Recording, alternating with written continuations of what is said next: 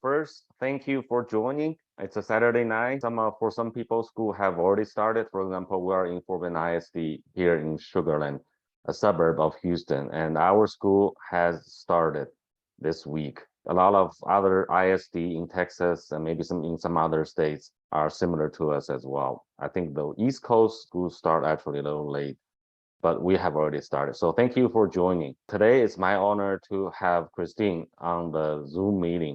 She's gonna go through her experiences in high school and maybe some of the middle school as well. Before I go introduce her, let me do a quick intro of myself. My name is Ted Kai, and I am the co-founder of Momentum Learning. And we focus on STEM-related subjects, for example, computer, for example, math, contest math, and also we do some other science, and we even do English reading and writing and so on and so forth. So with that said, Christine, if you can flip to the next page, I will do a quick intro. Christine, she's from Sugar Land, and she just graduated from one of the most competitive public schools around the Houston area. She graduated one of the top students. So not only that, during high school years, she did very well in contest math. She was the Math Prize for Girls qualifier for quite a few years. You can see from here. In addition, I think summertime, she also went to MathWorks and did math research as well. So not just on the competition side, but also on research. Her main talk today is going to be focused on time management because in addition to all the stuff I have mentioned, she's also a swimmer. She's been swimming probably all her life. Swimming is kind of different from other sports in the way it demands so much time. It's probably 2 or 3 hours practice on a daily basis. Then you probably have to go to the swim meets on a very regular basis as well. I'm just curious how you manage the time. So we are interested in learning the time management, even for those who are not athletes. I think everybody's kind of struggling. So maybe you can share your experiences. Before I turn this to Christine, I just want to mention Christine's going to spend probably 35, 40 minutes to go through her slides. Then after that, she's going to take a look at the questions we may have and answer any questions anybody may have.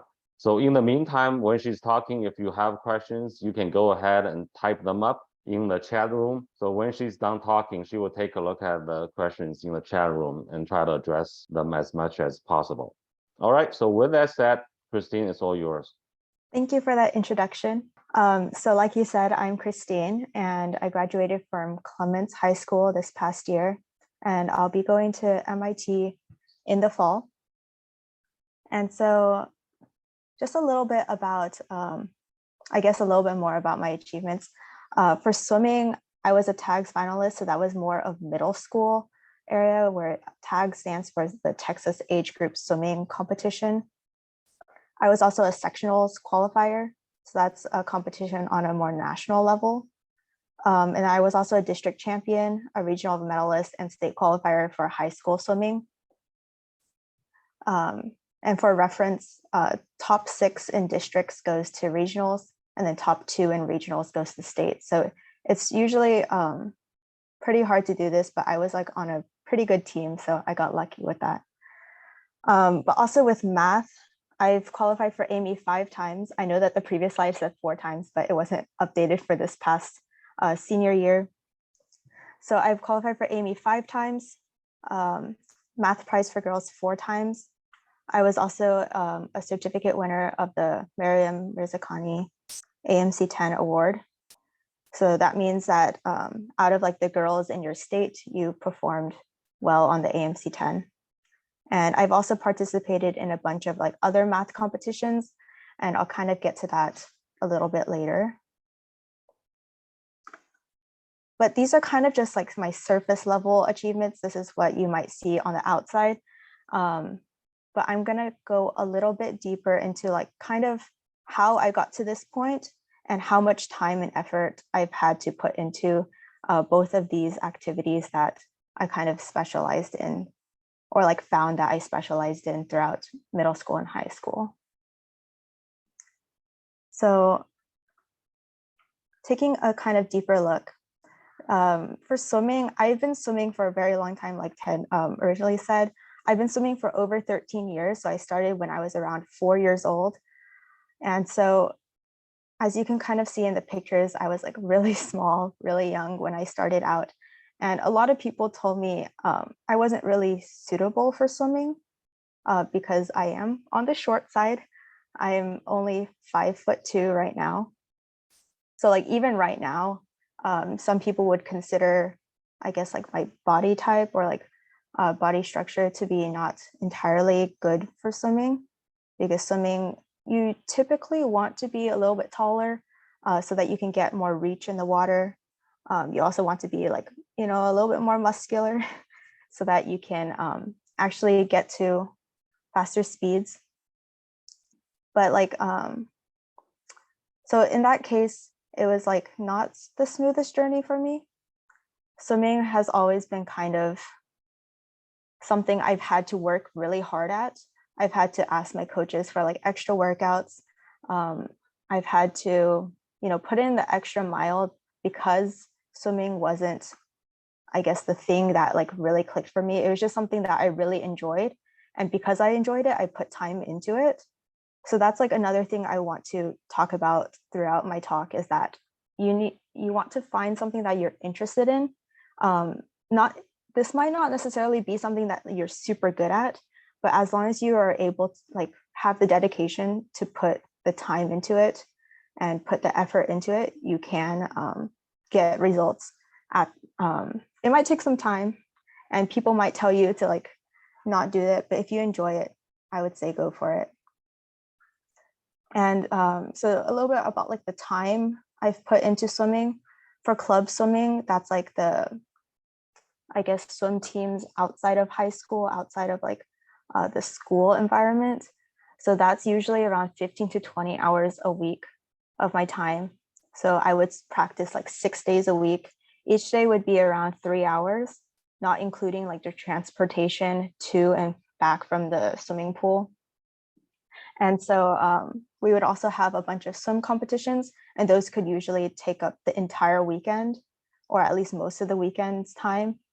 So I found for me, in terms of like managing schoolwork and swimming, I would have to do a lot of my work, like either at the swim meets or like in any kind of like free time that I found, like on transportation to and back from the swimming pool. I would kind of use that time to try to get some work in, or like kind of think about how I want like certain projects to go and stuff like that, do brainstorming.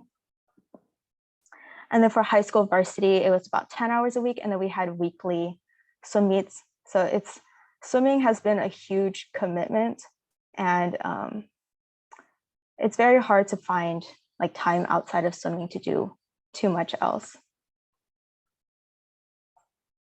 And then when you talk about swimming, you also need to talk about peaking. So, I mean, this is true for any sport really, but usually when you're doing a sport, sometimes you'll work super hard and then you'll eventually peak at a point.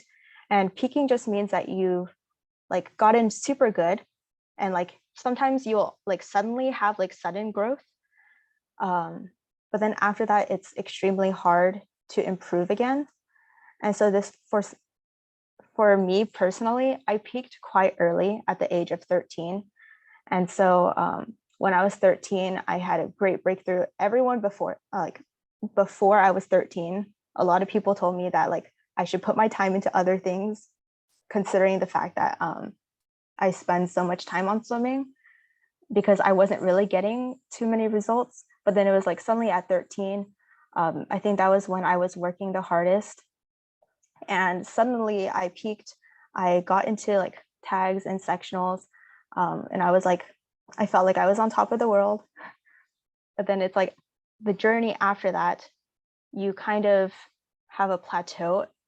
And what I want to say from like my experience is that even after you think you've plateaued, it's always possible to improve again.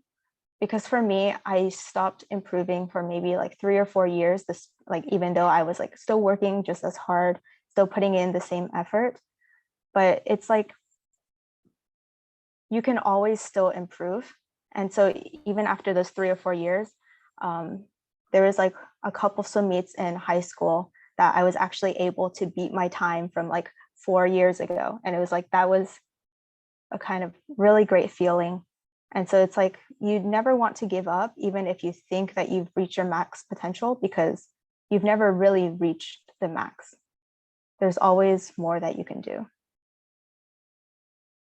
Some personal setbacks, going back to like working super hard at swimming, and with sports in general, you're always going to reach a point where you work so hard that you're going to get injured or you're going to get burned out. Well, this is not always true, but like in my case, a little bit. If you work really hard, you never want to push yourself so far past the limits.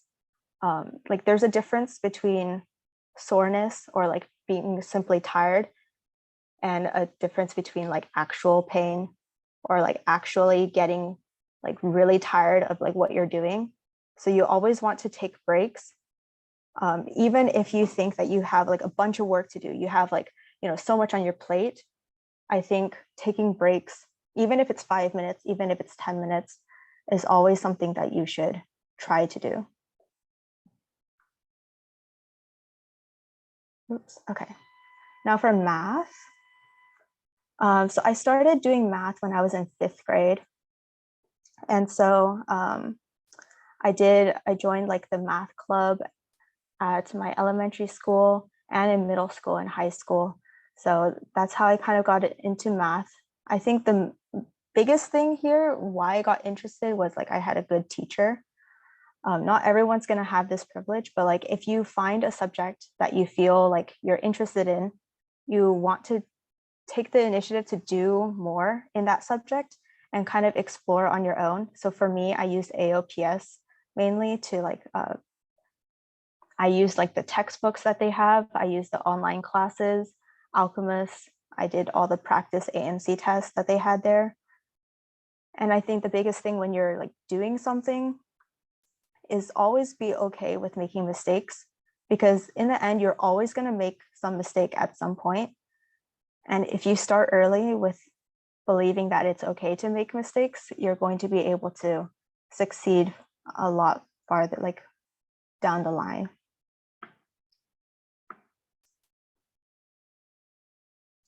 And here are just some competitions that I've been a part of. I know it seems like a lot, but they're kind of spread out throughout the years.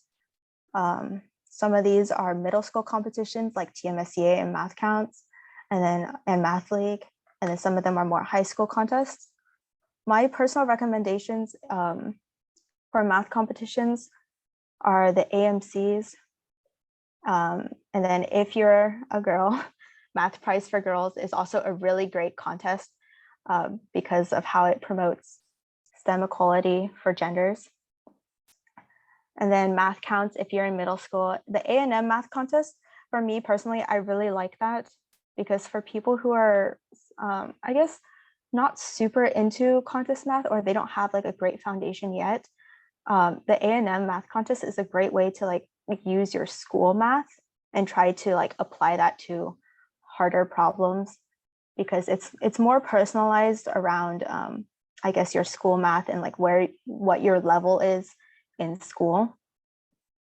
And then ARML and HMT are just really fun experiences outside of just like the math, and they're really great experiences.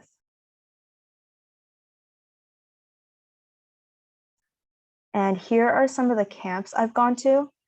I think in general, when you're interested in something, attending camps or attending like group activities involving that kind of subject is always something that's highly recommended, because the atmosphere of each camp is really going to like draw you further into the subject. For me, I did Awesome Math, Momentum Learning, Smart Camp, and HSMC. So Awesome Math is like for middle schoolers, I guess. It's more problem solving, more contest math oriented. Momentum Learning is really, really great. And I don't say this just because I'm in this meeting right now, but because I personally attended like a bunch of their classes over the summers. And I think it's really good that they have like all the different levels of math. So even if you're like just getting started, or maybe if you're like super, super good at math, you can always like learn something here. And then Smart Camp was my personal introduction to research. And so it was a free camp hosted by A&M. So I would suggest you could try to apply to this because it is free and it's residential. I'm not entirely sure if they're still doing it because of the pandemic, but I think this was a really great introduction to research. And then HSMC, which is like the MathWorks camp located in Texas. This is my personally biggest recommendation besides Momentum, because HSMC, if you're interested in math research, this is going to give you such a good introduction. And it's also going to let you actually do some research of your own. And so you'll actually be able to work with professors. You'll actually be able to like take that initiative to like start working on a project. And I think that's so important. Because like, you know, contest math is only applicable up to a certain point.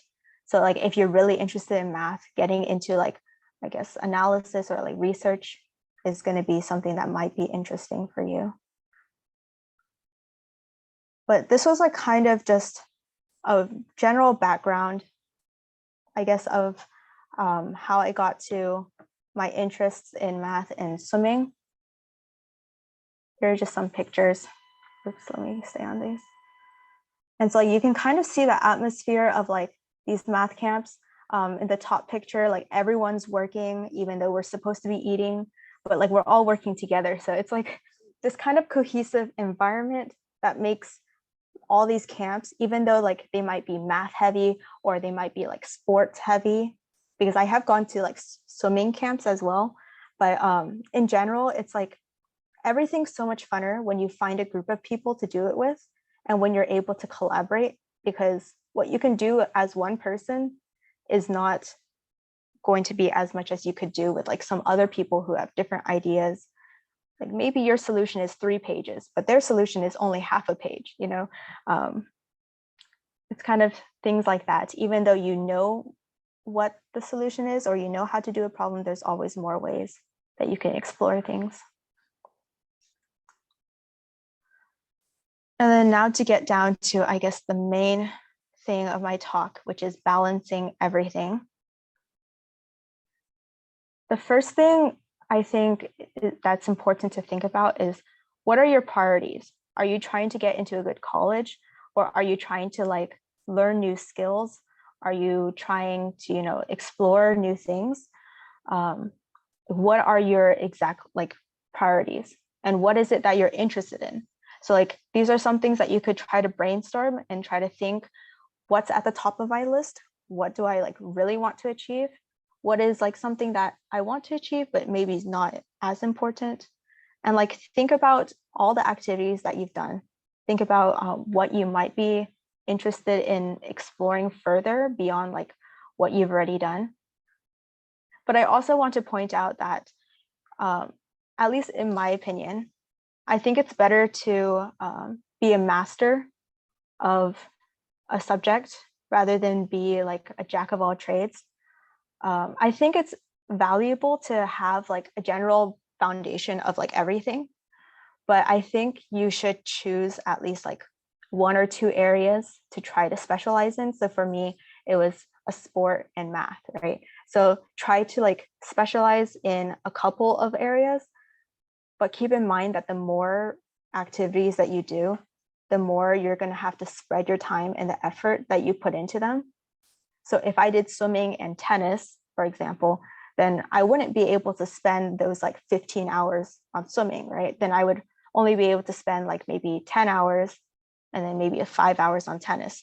So in the end, both of them are not going to, I might not have as great results in both of them as maybe if I just specialized in one.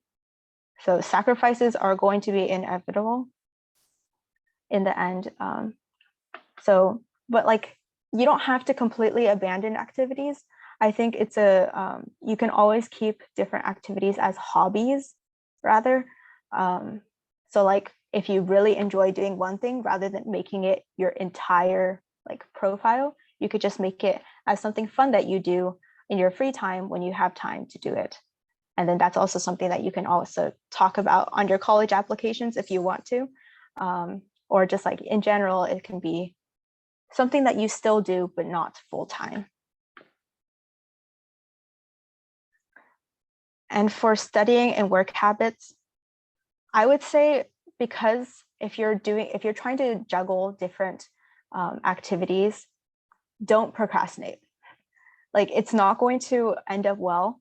And in the end, if you spread out your working and your studying, you're going to have a better retention of knowledge. So like in the future, you're going to be able to call back that knowledge. And in the end, you're going to grow. But if you cram one night, like before a test, because you've been like, like busy or something, and you're like, I can just study later. And then you cram for the test, maybe you do well on the test, but then right after the test, you forget everything. And I know this is super cliche. I know everyone says don't procrastinate, but at least like personally, it's happened to me a lot, especially like during online school. You think that you have so much time. You think that you don't have to start now and stuff like that. And so for me, it has really impacted some of my grades sometimes, or at least like after the AP test, if somebody's asking me, oh, how did you do this question? It's like, I don't remember anymore. It was back then. So this is like something that's very personal to me, like don't procrastinate, because I did it and it didn't end up well for me. Also, for just anything, just start. For me, I tend to get overwhelmed when I think about how much work I have to do, especially with like juggling swimming. I'm like thinking, oh gosh, I have to go to a swim meet tonight. So I'm going to be back at like 8 p.m. or like 9 p.m. And then I'm going to still have to do like all my homework. I still have like 3 projects that are due tomorrow because I procrastinated, or I had like so much to do, and it kind of overwhelms you and you're not sure where to start. Just pick something and just start working. Like, don't like get over, it's going to help you a lot, because the hardest thing to do is getting started. And so once you start, the rest of it is going to be a lot easier. And this is also true for like college applications. When you're writing your essays, literally just like write a rough draft so you have somewhere to start from, rather than just looking at a blank screen. And then my personal studying, I guess, technique, or like something that I found was really helpful, especially when I was younger, is the Pomodoro Method, or any variation of this. Is like you work for a set amount of time, and then you take a break for a set amount of time, and then you keep on repeating the process. So like you're going to kind of get into this routine of knowing that, okay, this amount of time I have to work, and I'm going to work like focus working. And then because after that, I can take a break, and you're going to look forward to that break. So you're going to keep on working. And so like, rather than just saying I'll work and then I'll take a break at some point when I feel tired, setting a time and like, I guess, like cutting out that time for yourself is something that's really important. Also, breaking, that 10 minutes break is not like optional. You can have 5 minutes of break, you can have 10 minutes of break, but like, or even 15 if like you really can fit it into your schedule and you think that that's more like that works for you. But breaks are so important, not only to like not burn out or not get like super tired, and like sometimes like your brain is working so hard, you need to take a break so that your brain can rest.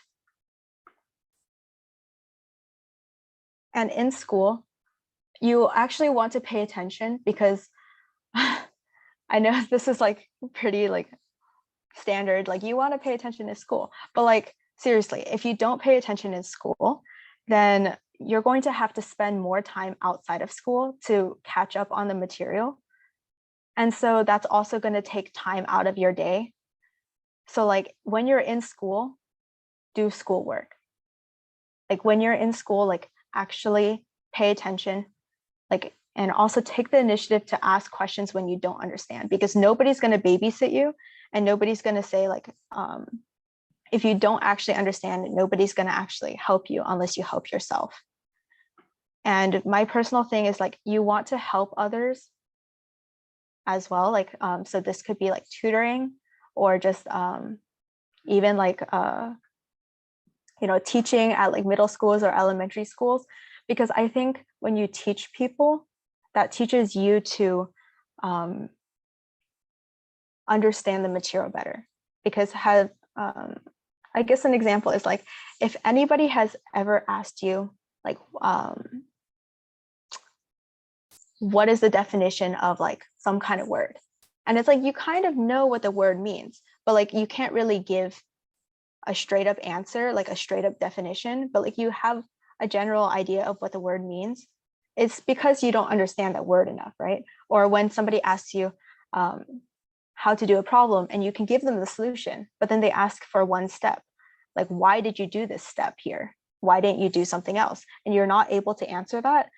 That means that you didn't really understand the entire subject as a whole. So like, I think when you're able to answer these questions and when you're able to like learn that you still have more to like understand, I think that is super beneficial.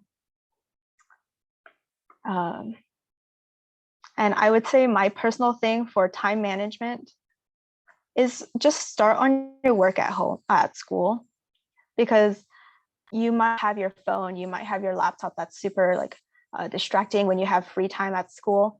But like, if you have so many other commitments after school, like for me, swimming and stuff like that, starting on homework at school and actually finishing it at school, or like trying to finish it at school, so that when you go home and you do your extracurriculars, and then after that, you have time to pursue other things, right? You have actual free time to do like your other hobbies or do something else, because otherwise you're literally not going to have time to do anything else other than just, school and then extracurriculars and then sleep, or like homework and then sleep. So like, if you do your homework at school, you're already like,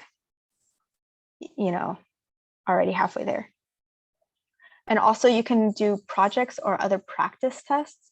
So like for me, in middle school, I would always take like 2 AMC tests to school in like my folder, so that because middle school was like generally less stressful. There were less things to do throughout the day usually. So like sometimes I would just work on a problem or two between classes. And so it's like, because a 5-minute passing period is also like, you don't need the entire passing period usually to get to your other classes. So you can kind of take the time there to do your other extracurricular projects. So if you have comp sci, you can work on a coding project, or you can do some other practice tests for either math or whatever thing you're doing. Or if you're interested in writing, you can also try to write something. But like, just take the time at lunch, free time, transportation, the bus rides, you can always like take those that time to do anything. And I think the most important thing is to create an environment for yourself that you can associate with working. So like, usually when you're working at home, you might get super distracted, because home is usually a place where you relax, where you kind of let loose a little bit.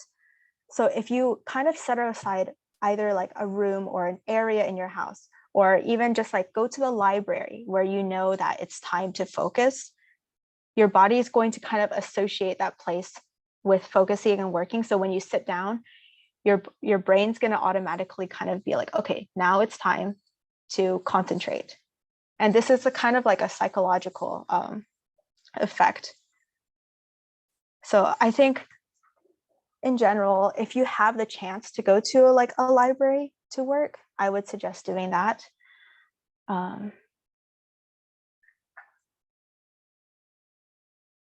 And so some of my personal tips is just do what you're interested in. There's no point in making your entire profile centered around like one subject or like 2 subjects that you don't really like.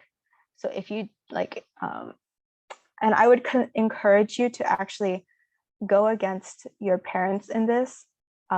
Sorry to all the parents here, but like if your parents really, really want you to do like biology, but you know that you really like chemistry instead or something like that, or you really, really love writing and you're able to like creatively write like really well, I would still try to like center your profile against around something that you're actually interested in, because on the college apps, when you're writing your things, your essays, and when you have interviews and stuff like that, they're really going to be able to tell what you're passionate about. So if they ask you, oh, you know, you say that you're really interested in math, but like, are you really interested in math? Or like, are you really interested in this kind of thing? And they can kind of tell that.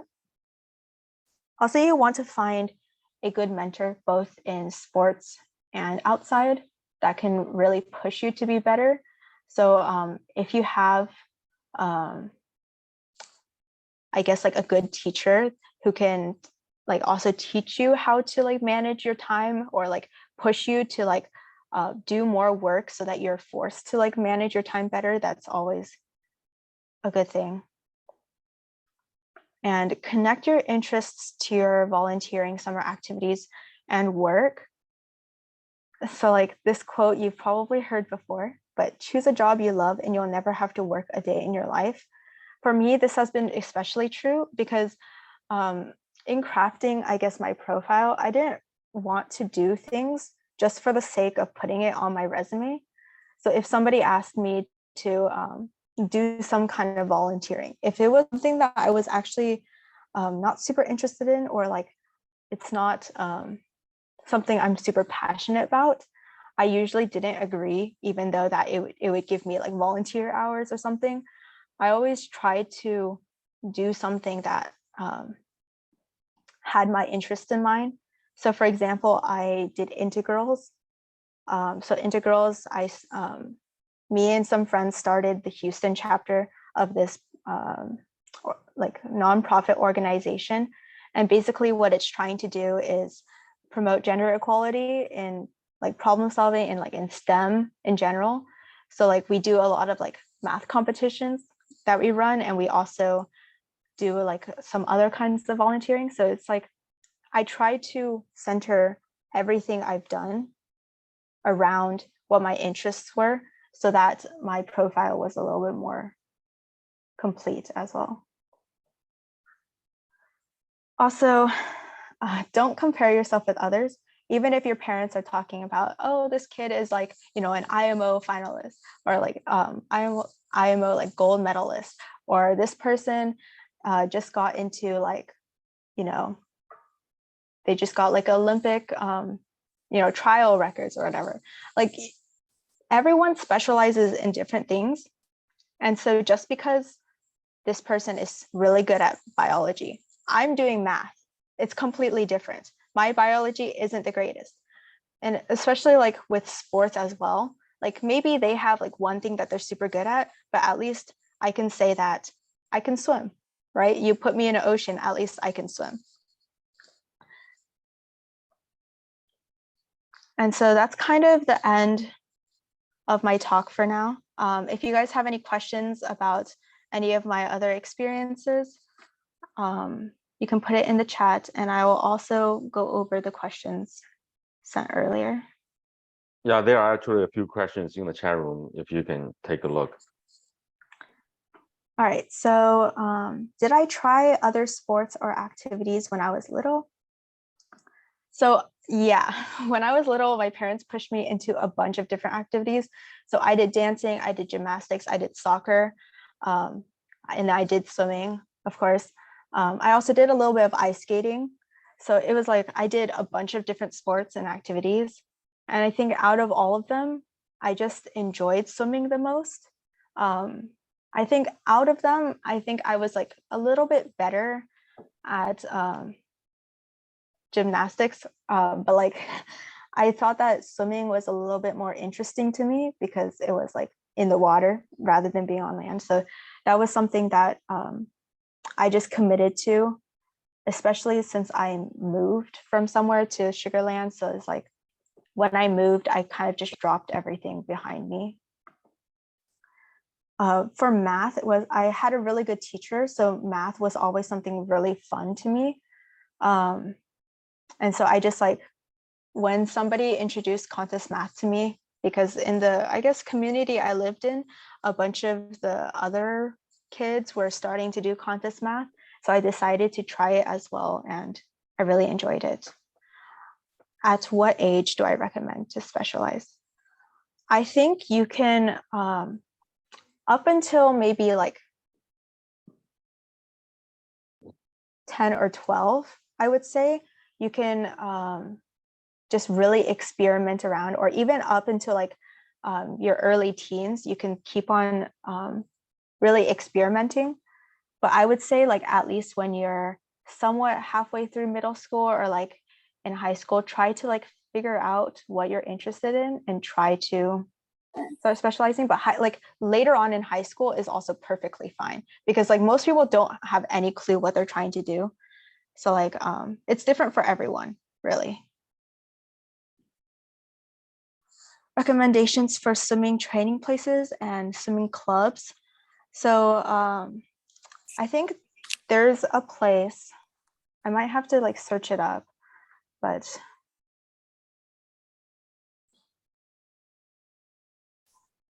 there is a training location 我挂了啊。 somewhere in Sugar Land. I'll have to like search that up later, but you can also go to like FCST. That's a really great swimming club. I wasn't part of FCST, but I know that a bunch of my friends were. And that's like a really good club to join for right now. And you can also like get started there as well. Did I do any research projects? So I kind of did one at Honor Summer Math Camp. So that's the MathWorks camp, but I'd never published any papers. So the project was mainly in statistics. So I kind of took some data sets and kind of like figured out some trends in that. And experiences in leadership activities. So I was the president of our Mu Alpha Theta club at high school. And I was also an officer the year before that. And I also technically was like an officer at Integrals because we started the Houston chapter. So I led that organization along with some other people. My major at MIT, currently going in undecided, but I'm planning on doing math and maybe either a minor or a double major in finance. What caused me to love swimming more? I think I kind of answered about like the only sport I've done, like a bunch of sports. I think swimming was just something I enjoyed a lot, even though people told me that like I'm not really suitable for swimming. It was just something I enjoyed doing. And after a while, it became like a kind of thing where I was like, I'm going to prove everyone wrong. So that was something that pushed me there. Did I have any extra math classes? In school or like outside of school? I think outside of school, I did like a bunch of like the online courses at AOPS. And I also took classes at Momentum. So like those were my outside math classes. There used to be like math circles that I attended as well. And if your teacher can't answer a question that you ask, I would do research, like try to search it up on your own. If you can't find it, find an online forum or like some other people that you can ask your parents, ask other adults, because there's bound to be somebody who knows. And like there might be like other connections, like people who have connections to people who do know the answer. And how do you know if you're pushing yourself way too hard? I think it's like when you get to a point where you're thinking about like doing more practice or like, you know, working again, and you just feel like really tired and you're like, why am I doing this? When you're starting to question yourself, you need to take a step back. And if you're decent in every single subject, but not amazing at one or two, I think that's also fine. It's good to have like a decent, like be decent at a bunch of different things, but I would suggest like trying to like find one or two that you are especially interested in and try to, I guess, like go further on those. So like do more practices, or like do more, like read more textbooks, or read more books about that subject. What's my second language in high school? I did Chinese. I took the easy way out, but I know a lot of people do Spanish and other things. But for Chinese, for me personally, I took the native speakers test, so I was able to kind of go to a further level before that. How did I find my mentor? So I think for me, my mentors were mainly my parents, actually, because they really pushed me to do much. But I think like going to different, like you can go to like different math camps and like different activities, and usually some of the adults there are really, really good at what they do and encouraging you. What helped me a lot when I was under pressure, for me, writing everything down. So if you have a bunch to do, just write it all down. And if you have like a checklist, that's all, it really helps. But also like talking to people, having a good support network. So like if you're really under a lot of pressure, talk to your coach, or talk to like your teachers, or talk to your friends about the pressure that you feel, and like how they might give you some advice on how to like what you can do, or what they can do to help you. And then for boys who can't figure out their interests,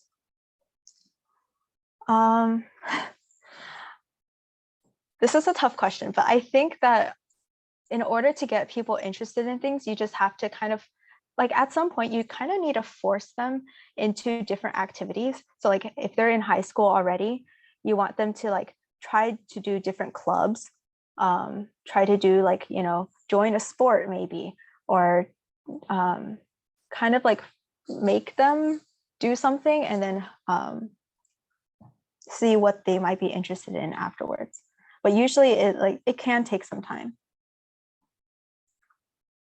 Since I qualified for Amy, do I think if I put more time? Yes, I do think that if I spent more time in math, if I did a lot more practice, I probably could have gone a little bit farther than Amy. But at the same time, there's no use in thinking about that now because it's already happened. But that is what comes along with specialization. What's the definition of a good math teacher?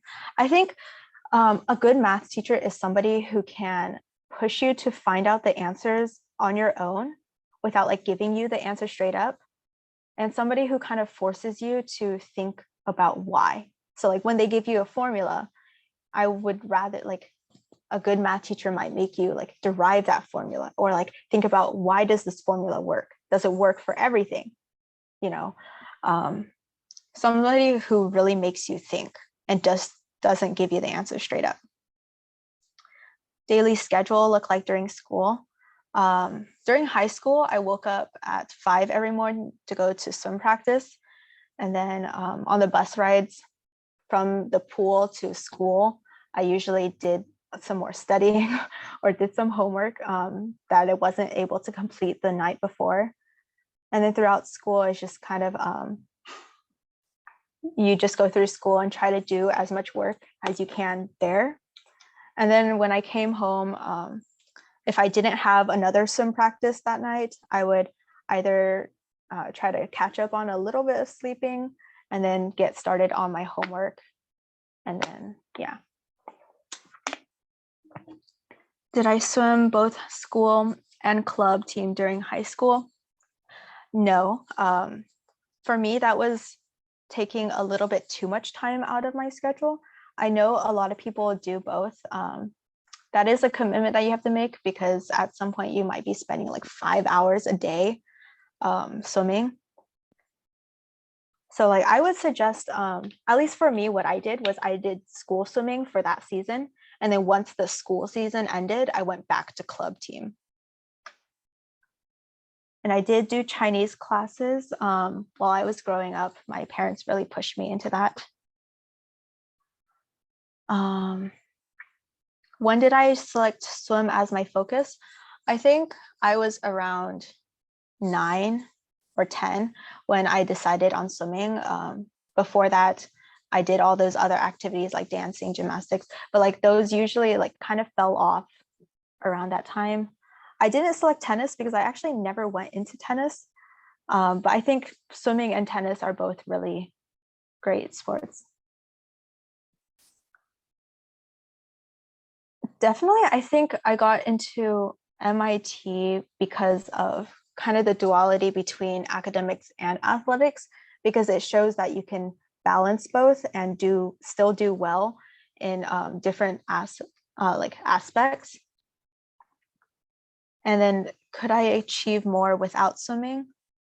I mean, there's definitely other activities that I could have done without swimming, but if you're talking about like just math alone, definitely you can go farther because you're only focusing on one thing. But I feel like being able to show off different skills and show that you have perseverance and is something that will help you get into all colleges, because they want to see that you have determination and you're able to like manage your time.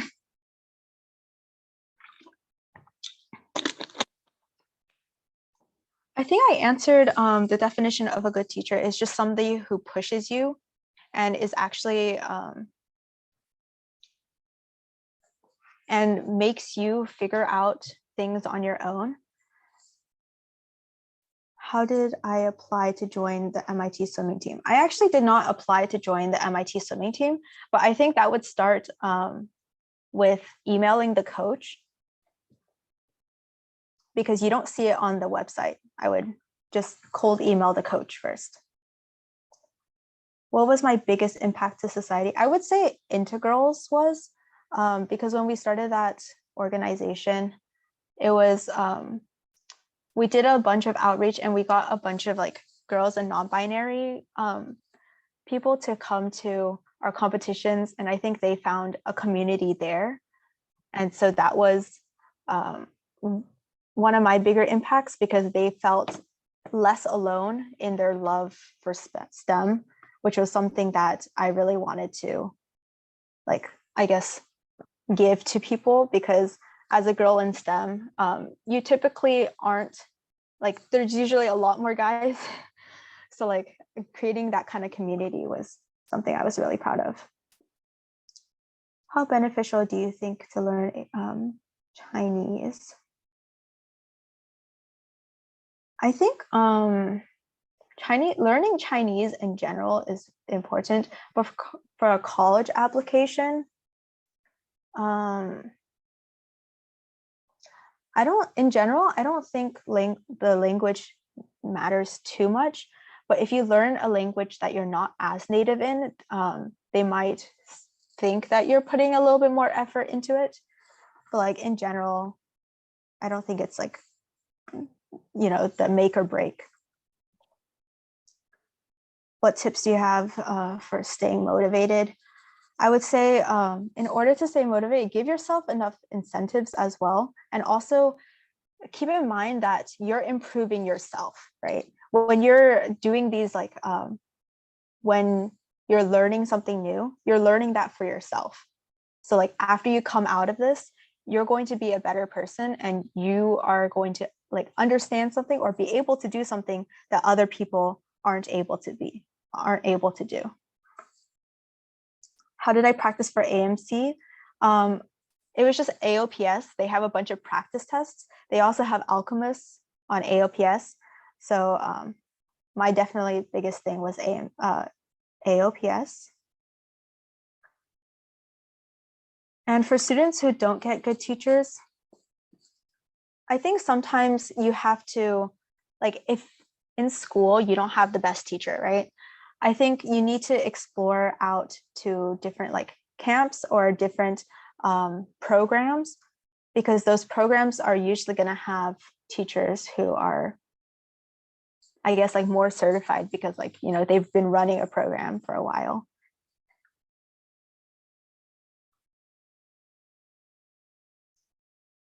To prevent myself from burnout, I think you just have to keep in mind that every setback that you have is only going to make you grow as a person, right? Every mistake, if you are trying to solve a problem and you do a solution, or like you're working things out in one direction, and all of a sudden you run into like a block, then now you know that that solution is wrong and you shouldn't go down that route the next time you see a similar problem.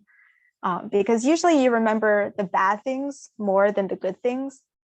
So if you make a mistake, now you're going to remember that mistake for quite a while, and you're going to remember not to do it anymore. And so that's like something that's going to help you grow.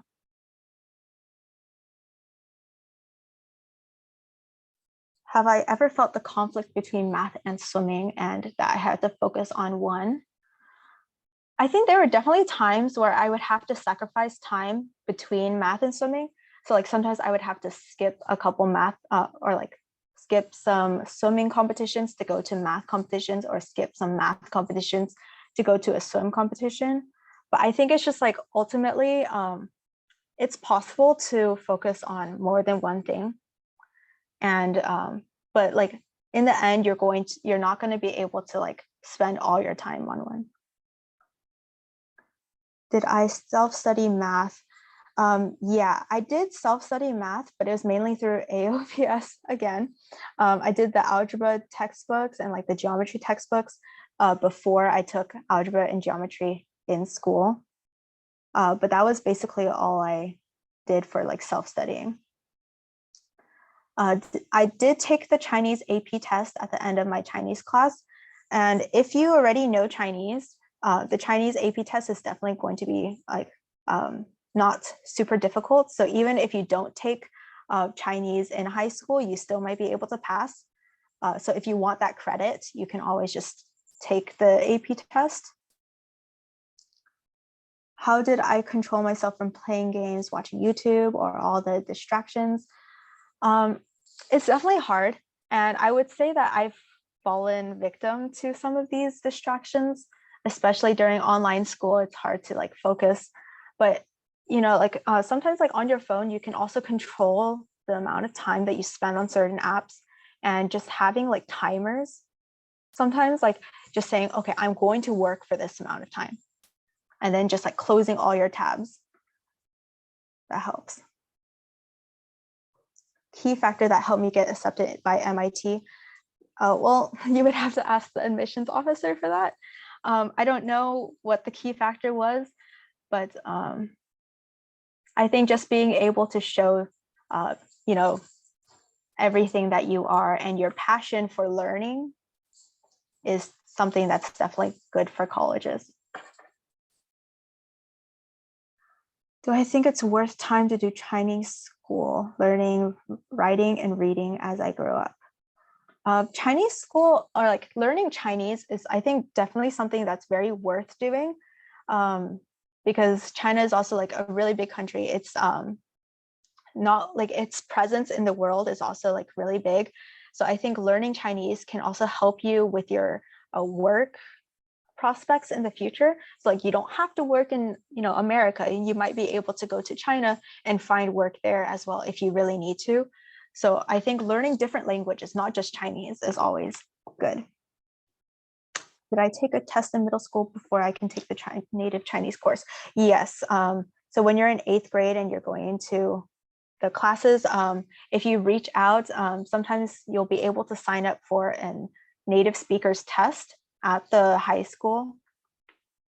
And then if you pass the test, then they'll let you into the native Chinese course.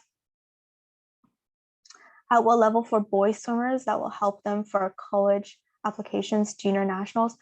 Yeah, I think junior nationals is a pretty good standard. I think also having sectionals or futures might also help. In the end, it's like not only swimming is going to get you into college usually. So also try to have other things. How much time do I spend on dinner with family? Sometimes like our dinner would be kind of like staggered because of like if my swim after a swim meet, I get home at like 9 o'clock, right? But I would say like on average, like 20 minutes. How many hours per day did I spend on practicing math? I would say I spent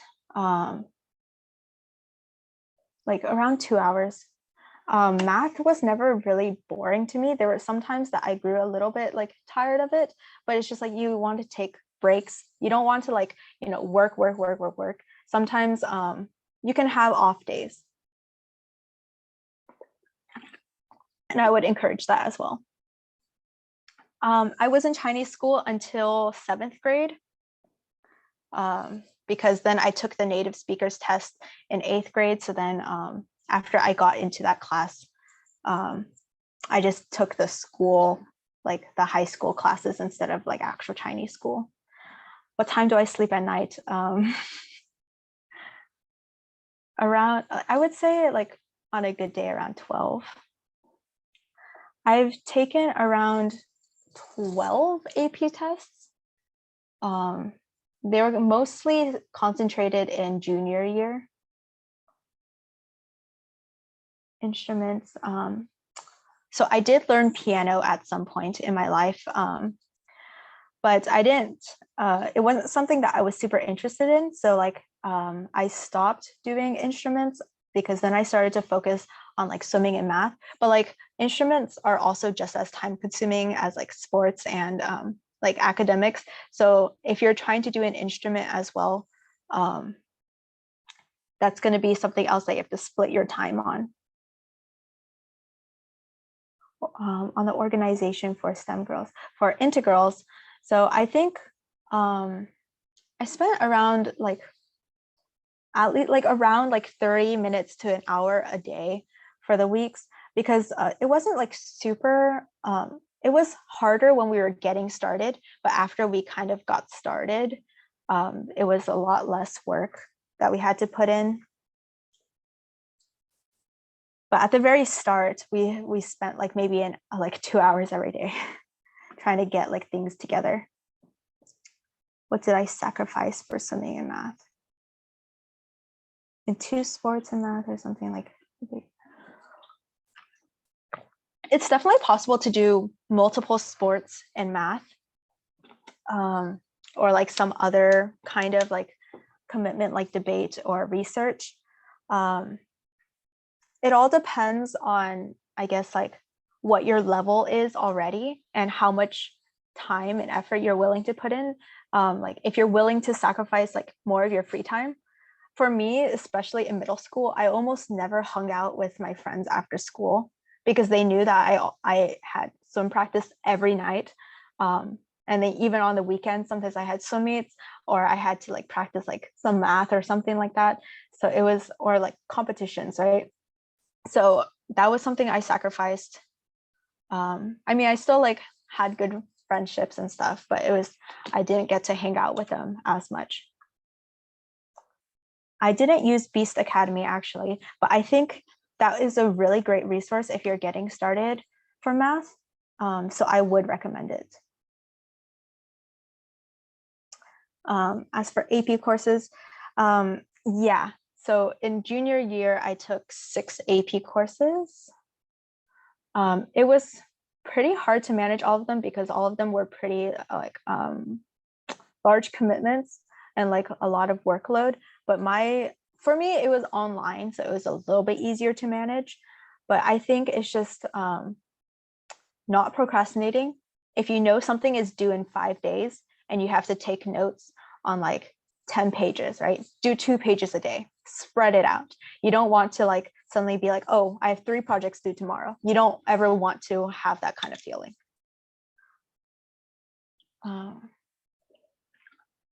Sleep in high school was erratic because sometimes you would have to work on schoolwork for quite a while. And then I also had swimming every day in the mornings.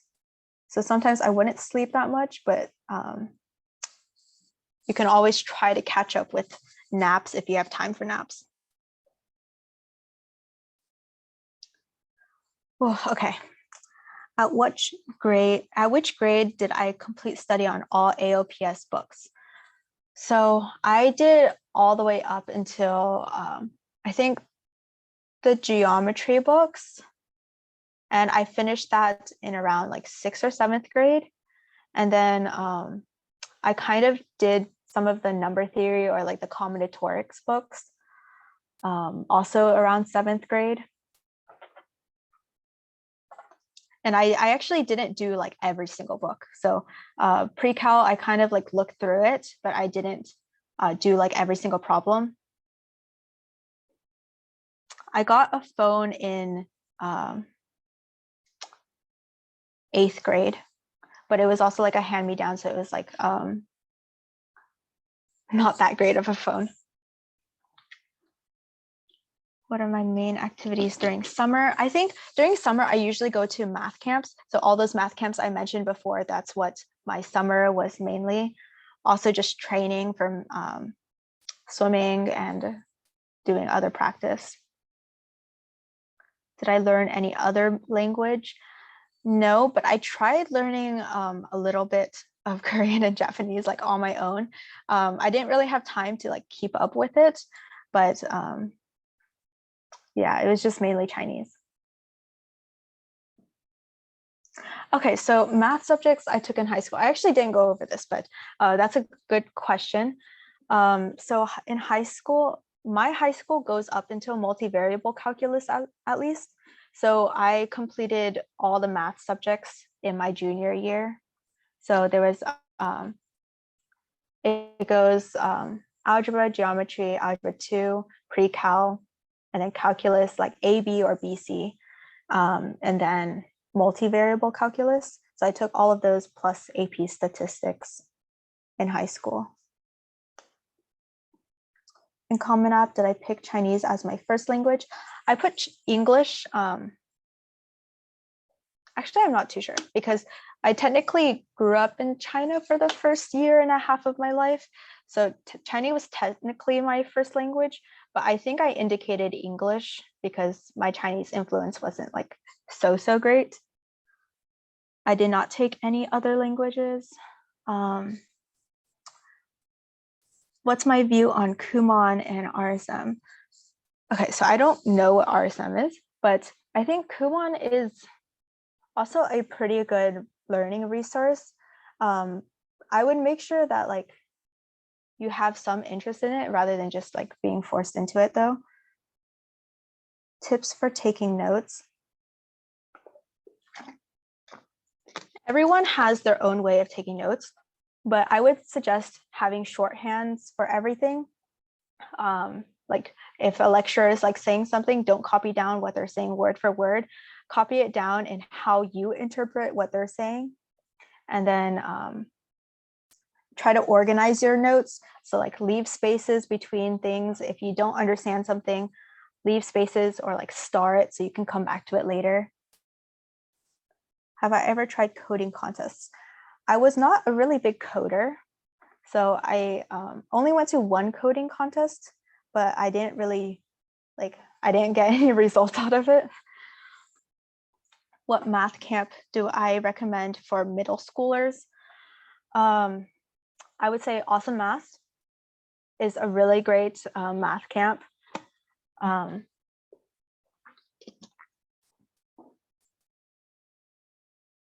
also went to Idea Math, which was also a pretty fun camp. But I think in general, you can go to Awesome Math or you can go to JSMC, which is the junior version of the MathWorks camp. So that's also a really fun experience, not just the math part.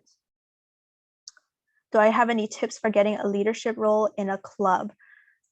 Show interest, take the initiative to do anything. So like if somebody's like, setting out food, you can always take the initiative to say, do you need any help? Can I help you? Or, if they run events, go to the events and maybe try to help out, or ask them like what kind of volunteering you can do, stuff like that. Just show interest, and the teachers and the already officers will notice.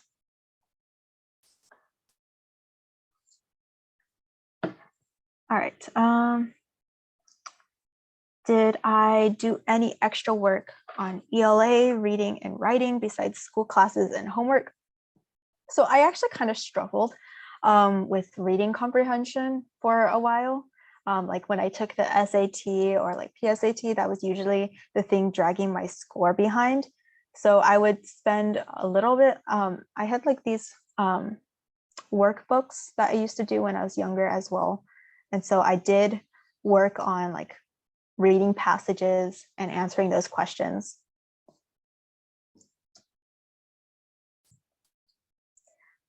My suggestion for SAT and ACT is definitely to do like practice, practice, and also have like practice where you have the answer keys so that you can kind of check back with your work, and so that you can star the problems that you're getting like kind of mixed up with, and you might notice like a trend. There's also Khan Academy for SAT where you can take like diagnostic tests and they'll be able to tell you which areas you're struggling in. So Khan Academy is also super helpful. And if you've never attended math contests, to start in high school or take more math AP classes instead, I would say that it is possible to do both. So I would try to take like, I guess the pre-AP or like the honors math classes in school. And then just like, because math contests in high school don't have as much of an impact. I think like if you're super new to it, I would suggest that she can try taking like the AMC for a couple years, and then or like try the AMC next year, see how she does on it, and then kind of see how she feels about that. Because in general, if you have you want to have a better foundation, so maybe those AP classes would help you with that. And then let me type out the math camp. So awesome math and JSMC.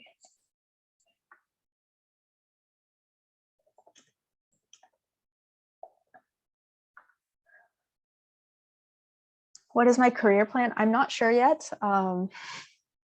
This is a question I get a lot, but I actually don't have too much idea of what I want to do, just something with math, maybe something with statistics. So maybe some kind of like analysis, or I might even go into like finance with like trading. I only took the SAT, and I think it was mainly because more colleges accepted the SAT than just the ACT. So I decided to just focus on SAT. Did I join the school swim team? Yes, in high school, I was on the varsity team for 3 years. How many hours did I practice every week? It was around 10 hours each week. And how much did my swimming help me get admitted to MIT? I can't answer that for sure because I'm not an admissions officer, but I would say that showing that you have different skills is something that helped me get into MIT. So not necessarily swimming, but having a variety of things. Is Khan Academy alone good enough for math outside of school? Outside of school, I think you can branch out into like other things. Like Khan Academy is a pretty good resource. I'm not sure if it alone is good enough. You can always like try different resources like AOPS, or like even coming to like the math camps or like momentum learning and seeing what works best, or like what you're learning. I prioritized I think I prioritized like school swimming, but only because like it took up my time during the school year, and then club swimming was mainly for like the summers and when I was in middle school. What is the score to qualify for the math prize for girls? Usually it's a couple points above the threshold for Amy. So if like the Amy cutoff maybe is like 105, then maybe math prize for girls is like 110 or 115. It's nobody actually knows what the cutoff score for math prize is. It's usually just the top 300 girls, something like that. So the score changes. Christine, it's 16 minutes past the hour, so I just want to Okay. remind everybody that maybe you can take 2 or 3 more questions. Thank Yeah. you. Okay.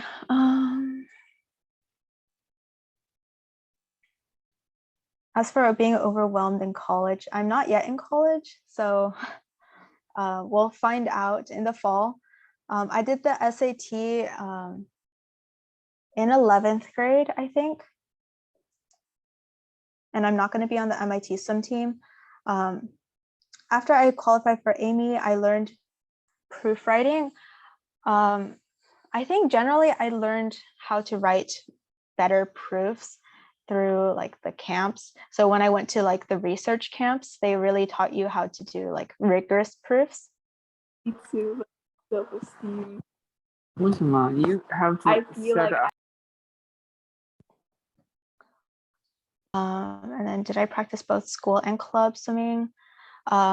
During the school year, I only did school swimming, and 3 years was 9th, 10th, and then 12th. The 11th grade, I didn't swim because the pandemic happened, so I didn't want to risk anything. I think we've gone through all the Yeah. questions. It's 17 minutes past the hour. Christine, thank you so much for sharing your experiences. I think this is very, very helpful. And everybody on the call, who are still on the call, thank you for joining. And I hope you guys, everybody has a good rest of the weekend.